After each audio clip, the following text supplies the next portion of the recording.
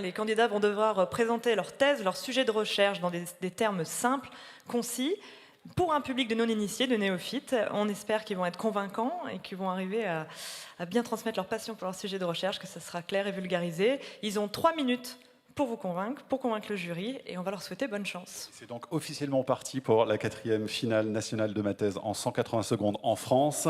Et nous allons, avec un tonnerre d'applaudissements, ouvrir cette cérémonie.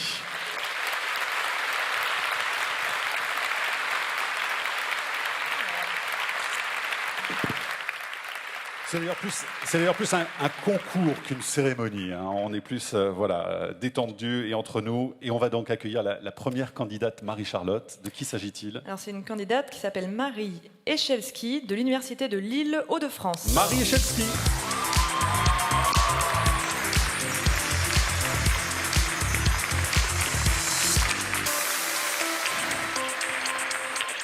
Bonsoir Marie. Bonsoir. C'est toi qui ouvres donc cette finale nationale. Tu es la première. Comment vas-tu? Tout va bien?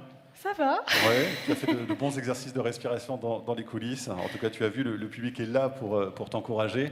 En tout cas, on te remercie de nous avoir gratifié d'une telle thèse que nous allons essayer de déchiffrer Marie-Charlotte. Moi aussi, il me faut un exercice de respiration avant, parce que...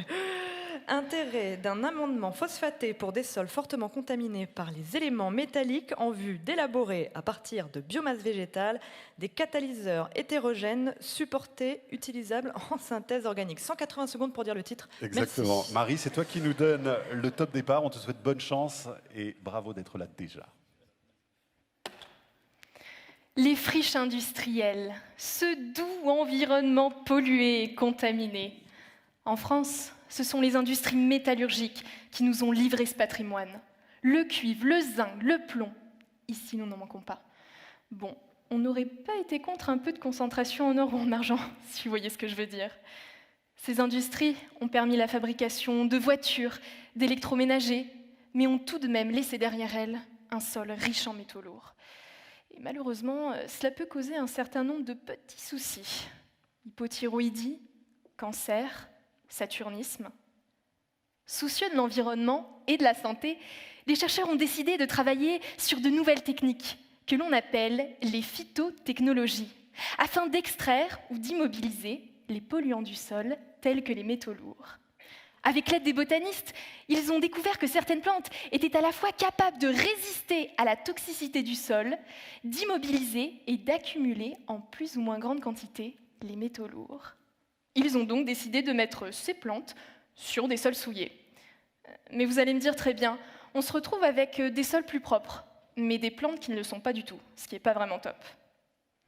Eh bien, le but de ma thèse est de récupérer ces plantes dont on ne sait pas toujours quoi faire et d'en extraire les métaux, en particulier le zinc, pour en faire, attention, premier mot scientifique, des écocatalyseurs.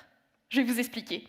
Les écocatalyseurs sont de petites molécules capables d'accélérer les réactions chimiques. Dans ma thèse, je vais utiliser une plante en particulier, réputée pour absorber en majorité le zinc. Son petit nom vernaculaire, c'est l'herbe à éléphant.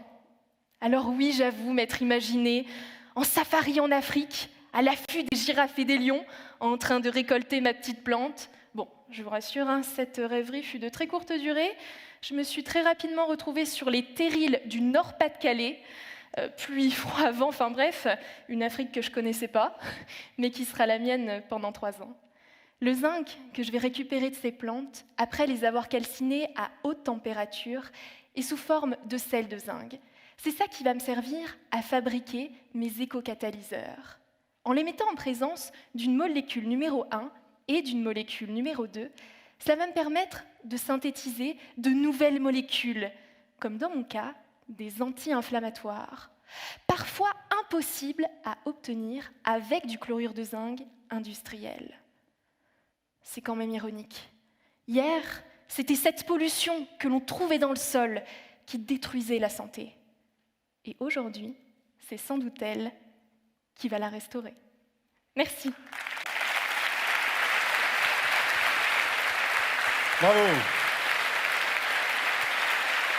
Merci Marie. Marie Echelski, voilà, qui a même économisé 5 secondes sur ces 180. Bravo, retenez bien le nom de Marie, donc candidate numéro 1 si vous souhaitez voter pour elle.